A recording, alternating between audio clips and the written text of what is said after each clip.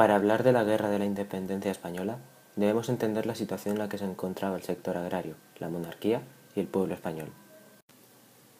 El crecimiento económico relativamente sostenido que se había registrado hasta la década de 1780 comenzó a mostrar sus limitaciones. Los problemas más graves se manifestaron en la agricultura, como consecuencia de la caída de los rendimientos al cultivar tierras cada vez menos fértiles y por las inclemencias meteorológicas. Este descenso rompió el frágil equilibrio existente entre la población y los recursos.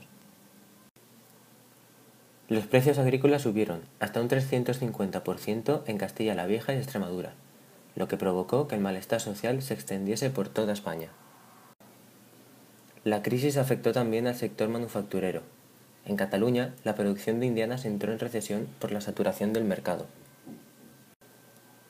La situación económica se agravó con la aparición de una epidemia de fiebre amarilla entre 1800 y 1804. Paralelamente a estos problemas, el gobierno de Carlos IV tuvo que hacer frente a la grave contrariedad política que representó el estallido de la Revolución Francesa de 1789. Este hecho tuvo importantes consecuencias tanto a nivel interno como a nivel externo. A nivel interno, se produjo un frenazo a la política ilustrada de reformas y un intento de atajar la difusión de las ideas revolucionarias provenientes de Francia mediante la censura y la reactivación de la Inquisición. A nivel internacional, se produjo un cambio de alianzas. La ruptura de los pactos de familia condujo al enfrentamiento con Francia y a la alianza con el Reino Unido. Esta política duró hasta 1795. A partir de esta fecha se volvió a la alianza con Francia y al conflicto con los británicos. La guerra contra Francia se desarrolló entre 1793 y 1795, mientras que las guerras contra el Reino Unido se desarrollaron entre 1796 y 1808. En el contexto de esta guerra tuvo lugar la derrota de Trafalgar, la cual significó la derrota de la pérdida del potencial naval español. Carlos IV no poseía la personalidad de su padre y recurrió de nuevo a la figura del válido para gestionar el gobierno. Desde 1792, el reino fue dirigido por el favorito del rey, Manuel Godoy. Su prestigio se resintió por la incapacidad de solucionar los problemas económicos y por someter al país a un esfuerzo bélico inútil desde todos los puntos de vista. La política de Godoy fue suscitando cada vez más oposición, especialmente por parte de los privilegiados. Su intento de reforzar el poder del gobierno sobre los poderes de la nobleza y la aplicación de medidas desamortizadoras del patrimonio de la Iglesia le granjearon la enemistad de la aristocracia. La oposición se vio reforzada con otros dos factores. El primero, el intervencionismo de Napoleón Bonaparte, al que el válido se sometió, y el segundo, el antagonismo del príncipe Fernando, apoyado por la aristocracia.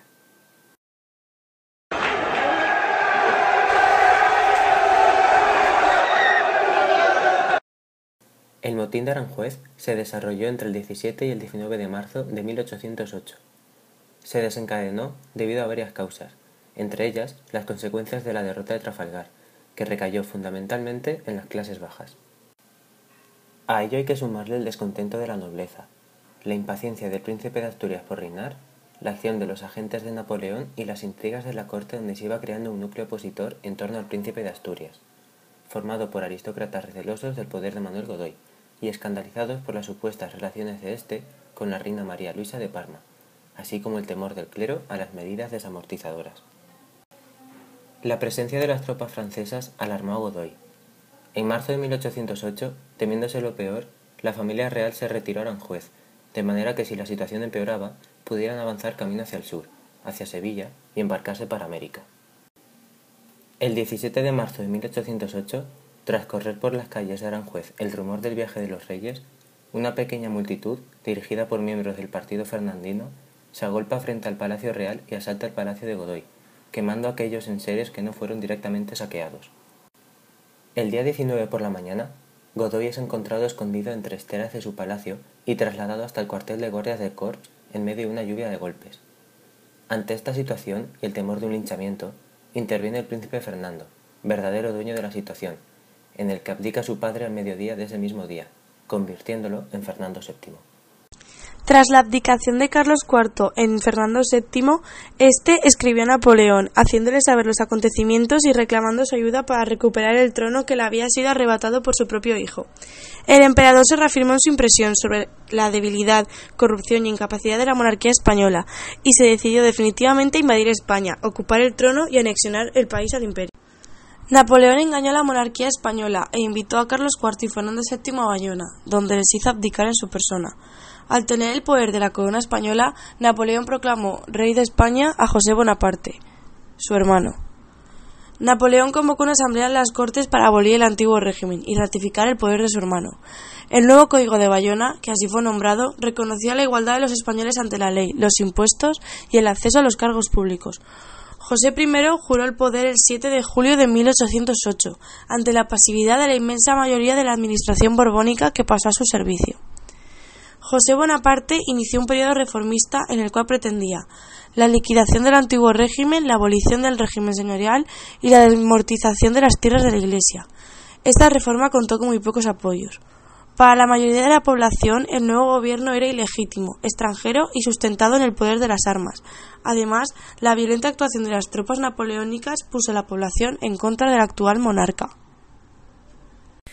El 2 de mayo, el resto de la familia real que aún estaba en España se preparaba para partir hacia Bayona, donde se creía que Napoleón tenía secuestrado a Fernando VII, según los rumores que se habían extendido por la población, que era desconocedora total del curso exacto de los acontecimientos. Una multitud se congregó ante el palacio para evitar la partida y se alzó contra la presencia francesa. La revuelta fue reprimida duramente, pero su ejemplo cundió en todo el país y un movimiento de resistencia popular frenó el avance de las tropas napoleónicas. En varias ciudades españolas, la población se alzó contra la invasión francesa y surgieron juntas de armamento y defensa, ante el vacío de poder creado por las abdicaciones. Las juntas fueron primero locales y estaban formadas por personalidades a favor de Fernando VII. Poco después, la necesidad de coordinación comportaba la creación de las juntas provinciales, que asumieron la soberanía, declararon la guerra a Napoleón y buscaban el apoyo de Inglaterra. En septiembre de 1808, las juntas enviaron representantes a Aranjuez para formar la Junta Central Suprema. Esta coordinaría la lucha y dirigiría el país. Florida Blanca y Jovellanos eran los miembros más ilustres de la Junta, que reconoció a Fernando VII como rey legítimo de España y asumió la autoridad hasta su retorno. La Junta Central Suprema se mostró incapaz de dirigir la guerra y decidió disolverse en enero de 1810. No sin antes iniciar un proceso de convocatoria de cortes para que los representantes de la nación decidieran sobre su destino y organización. Mientras, se mantenía una regencia formada por 5 miembros y se organizó una consulta al país a través de los ayuntamientos sobre las reformas a realizar en las Cortes. En estas predominaba la idea de que Carlos IV había provocado la ruina en España. El proceso de elección de los diputados que formarían las Cortes y su reunión en Cádiz fueron difíciles dado el estado de guerra. El ambiente liberal de esta ciudad influyó en que gran parte de los elegidos tuvieran ideas liberales. Las Cortes se abrieron en septiembre de 1810 y el sector liberal consiguió su primera victoria al forzar la formación de una Cámara única. Asimismo, en su primera reunión aprobaron el principio de soberanía nacional, reconociendo que el poder reside en los ciudadanos y que estos son representados por las Cortes. El carácter desorganizado de la resistencia hacía creer a Napoleón que la invasión sería rápida y fácil. Sin embargo, la resistencia de las ciudades como Zaragoza o Tarragona, sometidas a bombardeos y hambres durante meses, inmovilizó parte del ejército francés e impidió su avance hacia el Levante. La derrota de los invasores en Bailén tuvo un impacto inmediato. Se impidió la conquista de Andalucía, forzaron al rey José I a abandonar Madrid y una gran parte de los soldados napoleónicos se replegaron en el norte del Ebro. En noviembre, Napoleón se dirigió a España para dirigir la contraofensiva con un ejército de 250.000 hombres. En 4 semanas, su avance se hizo imparable. En enero de 1809, José I retornó a Madrid y durante ese año el dominio francés se extendió por todo el territorio español. Las consecuencias de la Guerra de la Independencia fueron intensas, profundas y duraderas. ha sido, junto a la Guerra Civil, el acontecimiento que más ha marcado nuestra historia contemporánea. Idealizaciones nacionalistas al margen, la guerra fue una gran catástrofe nacional. Murieron alrededor de 250.000 españoles, 200.000 franceses y 50.000 ingleses. Las dimensiones del desastre solo pueden compararse a las que tuvo la contienda civil de 1936-1939. Entre los que murieron y los que no nacieron como consecuencia de esta guerra, las pérdidas demográficas alcanzaron quizás más de 350.000 personas en un país de unos 12 millones de habitantes. A la catástrofe humanitaria se sumaron las destrucciones, muy intensas en las ciudades, pero que afectaron a todo el mundo económico. España quedó devastada, con pérdidas en su aparato productivo que no se habían conocido nunca.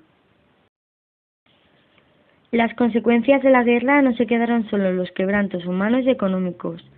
Se perciben en todos los órdenes, pues la invasión francesa de 1808 y su respuesta española transformaron de raíz la historia de España y gestaron un nuevo punto de partida tras la brusca ruptura de la evolución política y económica. De entrada, interrumpió definitivamente el proceso de modernización económica iniciado con la Ilustración, que se basaba en reformas que habían producido avances modestos pero perceptibles. De otro lado, el vacío de poder creado en mayo de 1808 dio su oportunidad a la Revolución Liberal, y se gestó una nueva dinámica política que condicionaría las siguientes décadas, basada en el antagonismo radical entre los revolucionarios que contaban con la experiencia del ejercicio del poder durante la guerra y con los defensores a ultranza de la monarquía absoluta, despojada de las ambiciones reformistas de finales del siglo XVIII. Este esquema bipolar, basado en el enfrentamiento radical entre dos grandes doctrinas, fue una de las grandes herencias de la guerra. Además, desaparecieron los espacios intermedios. Estos los representaban bien los ilustrados que se afrancesaron y que quisieron llevar a cabo su programa de reformas junto a José I. Tras la guerra, descalificados como traidores, tuvieron que marchar de España. Fue el primer exilio de nuestra historia contemporánea. Se calcula que afectó a aproximadamente unas 12.000 familias. Muchos de los afrancesados encarnaban los afanes modernizadores y reformistas. Desaparecía de España, así, un segmento político clave que se alejaba de las reformas absolutistas y marcaba distancias con el radicalismo revolucionario. Este hecho contribuyó a que, sin lugares centrales, los posteriores vaivenes de la política española oscilasen entre los extremos del arco ideológico. La experiencia de la guerra tuvo también otra secuela, que afectaría a las formas que adoptaría la política española. Entre los años 1808 y 1813, la guerrilla había arrastrado a miles de españoles en una movilización sin precedentes que resultó clave en la derrota de Napoleón. Pues bien, el levantamiento de partidas guerrilleras se convertiría desde entonces en todo un mecanismo político, con la idea de que la violencia podía ser el medio de resolver los conflictos. En las siguientes décadas, tanto absolutistas como liberales llamaron a formar partidas guerrilleras en sus disputas por el poder. El militarismo que marcaría la historia de España del siglo XIX hunde también sus raíces en el predominio político que alcanzaron guerrilleros y generales durante la Guerra de la Independencia. La Guerra de la Independencia, por lo tanto, significó un antes y un después. En el imaginario colectivo ocuparon su lugar los recuerdos de la insurrección nacional, la movilización popular, la oposición al extranjero y el esfuerzo por defender la tradición o las libertades. La imagen de España levantada en armas contra la invasión extranjera formó parte de la construcción del nacionalismo español del siglo XIX. Se le atribuyeron de forma no necesaria las características de una insurrección espontánea, general, popular, como expresión de una conciencia nacional compartida colectivamente. Al margen del grado de certeza de estas elaboraciones ideológicas, el acontecimiento del que ahora se cumplen 200 años constituye un hito histórico cuya especial envergadura y trascendencia lo hace de obligada conmemoración y estudio para entender las claves de nuestro pasado y de cómo se ha formado nuestra sociedad. Buena parte de los líderes militares salidos de la insurrección de origen popular de los años 1808 y 1814 fueron partidarios del liberalismo. Esta novedosa circunstancia de índole revolucionaria dificultaría el retorno de la monarquía absoluta.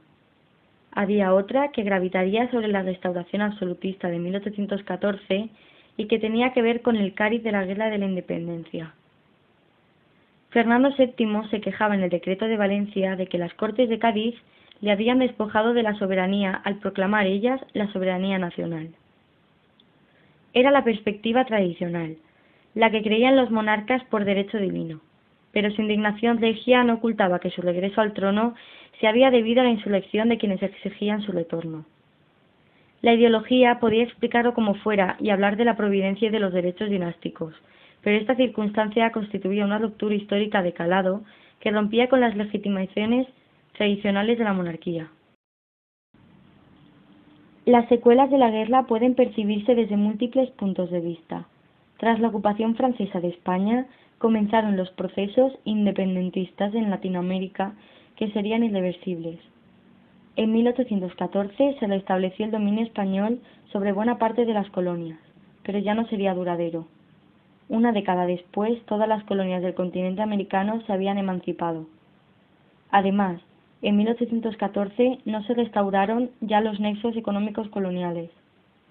Tal ruptura agravó la calamitosa situación de la economía. Había crecido durante la contienda la deuda pública y se ahondó la bancarrota del Estado. Las ulteriores luchas entre absolutistas y liberales se producirían en una situación de quiebra financiera y de marasmo económico y social.